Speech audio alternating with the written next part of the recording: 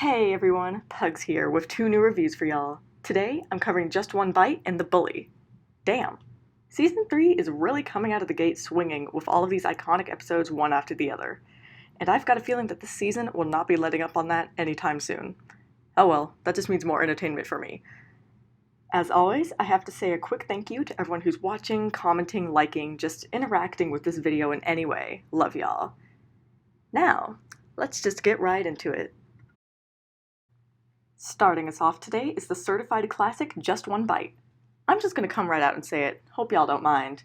I quite like this episode. It's really good. Is it the best of the season? Absolutely not. Not even close. But it is a very good episode, so let's talk about it. Just One Bite begins with Squidward, like always, being the eternal restaurant/retail worker mood. I would know. Listen, y'all, and my service workers can back me up on this. Sometimes judging people is how we can make that job even remotely interesting. But only in a fun hater way, not in a miserable, bigoted way. Anyway, I love how SpongeBob initially takes Squidward's proclamation of hating Krabby Patties to be a joke, so unthinkable that it could never be serious. But of course, Squidward is serious, gravely so. I love how SpongeBob switches to legitimate concern when he realizes this, because his dramatics are hilarious. And with how heavenly these patties are painted to be in this episode, I'd be concerned too. Well, not really. And this is a good spot for a tangent, actually, so allow me to go on one for a second. Actually, I think this will also count as a soapbox moment, so I'll put that sticker up too. So, for some reason, picky eating discourse is alive and well in 2024, which is annoying the shit out of me, and this episode reminds me of that since the whole plot is about judging Squidward for not liking Krabby Patties, and as a picky eater myself, the way people treat picky eating like a moral failure is annoying. And these days, I also get a little annoyed at all the people who, in response to seeing or experiencing harassment over picky eating, justify it with some sort of disability or another.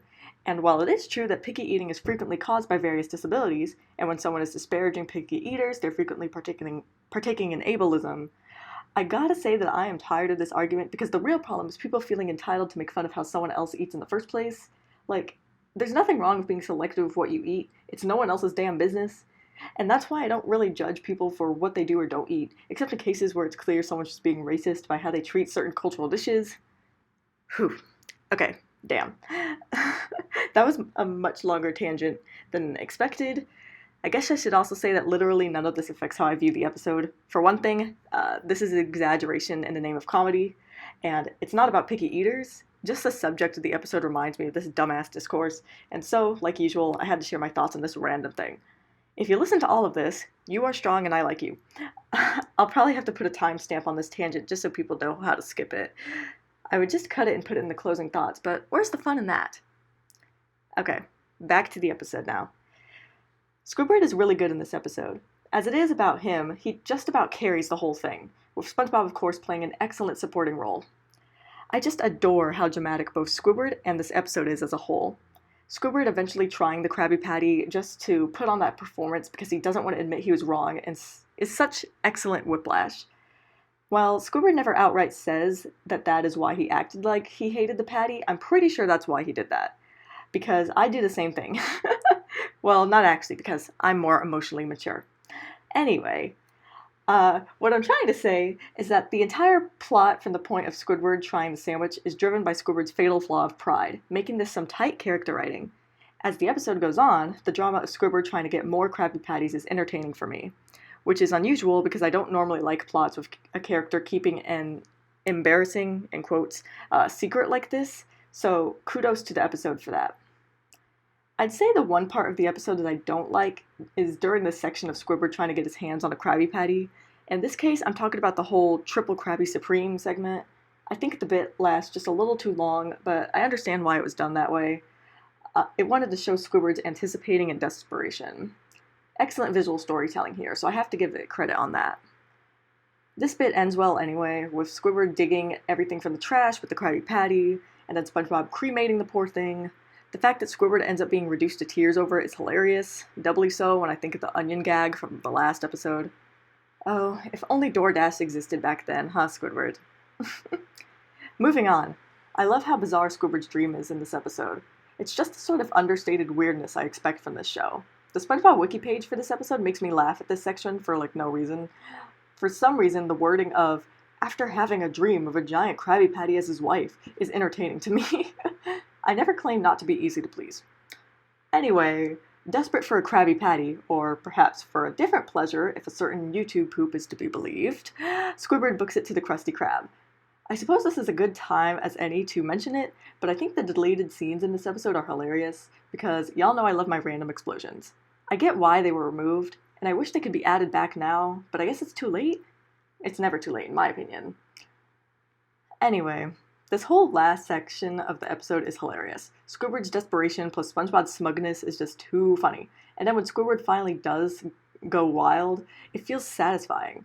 Of course, this wouldn't be SpongeBob SquarePants without an extremely detailed painting or a random explosion, which this scene has both of. I love how the paramedic responds to Squidward, giving us the zinger we need to close out the episode.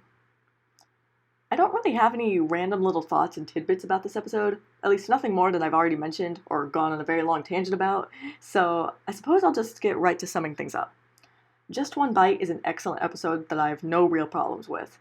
Yeah, there's a slow moment or two in there, but those moments aren't grating at all, so there's no reason for this episode to leave the top of the top.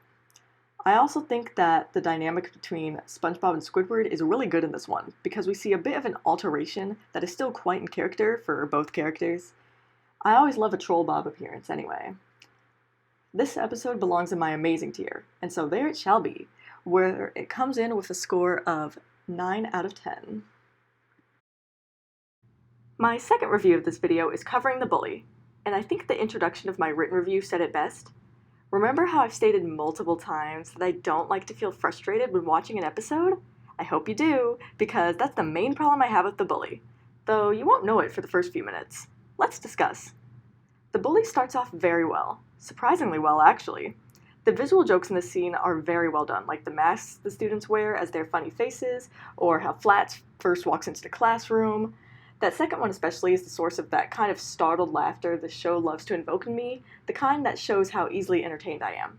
I even like the absurdity of Flats' first words to SpongeBob being that he's going to kick his butt. About this, I'm torn between wishing we were given a reason for Flats' butt-kicking tendencies and loving how hilariously stupid it is for Flats to just want to kick people's butts for no damn reason, but that's neither here nor there. I'll just take the most charitable interpretation and run with it, as I usually do. Anyway, this episode is also not lacking in dialogue humor. SpongeBob's "Can I be excused for the rest of my life" line and Mrs. Puff's coffee-fueled sermon line are real highlights of the episode, or at least this first section. The episode continues to be pretty good even outside the first couple minutes. SpongeBob running to the bathroom and thinking, and then that live-action sponge visual are all funny moments. And it makes this first part of the episode rather enjoyable. When Flats shows up, reiterates that he'll kick SpongeBob's butt, and SpongeBob flushes himself in defeat, I actually laugh, so that's a good sign. Really, I'm loving this episode even through the bit with Patrick, which is probably the funniest part of the episode for me, other than a couple other moments which we'll get to. Seriously, the Patrick bit is great, because it does my favorite thing ever, which is reiterate that these are grown adults with Patrick's comment about Flats being his old community college buddy. SpongeBob's face in that moment is hilarious, and I love the way the camera pans out, and by this point I'm definitely laughing. At this point, you're probably wondering when the other shoe is going to drop. Well, wonder no more, because this is when the episode switches from hilarious to annoying in about 30 seconds. SpongeBob tries to talk to Mrs. Puff about the situation, which goes well enough at first, as Mrs. Puff is receptive and willing to help SpongeBob with this issue. However, she then proceeds to do the worst thing possible, which is giving Flats both SpongeBob's name and a hugely generous benefit of the doubt. I understand the point of this bit of the episode. It's parodying the uselessness of adults in bullying situations.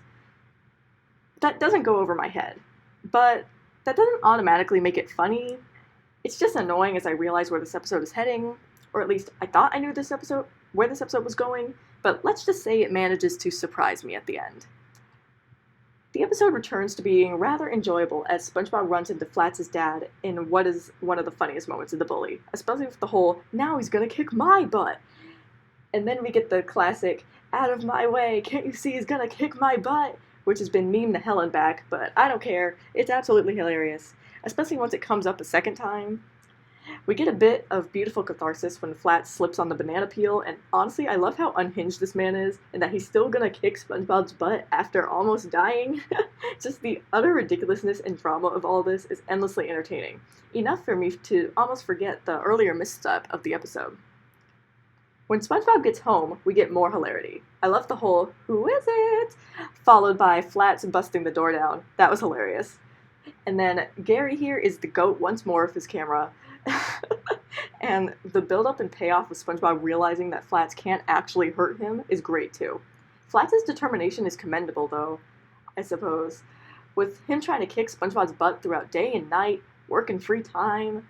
And of course, we feel satisfied seeing Flats pass out from exhaustion because that's what he gets for trying to hurt our favorite little sponge like that.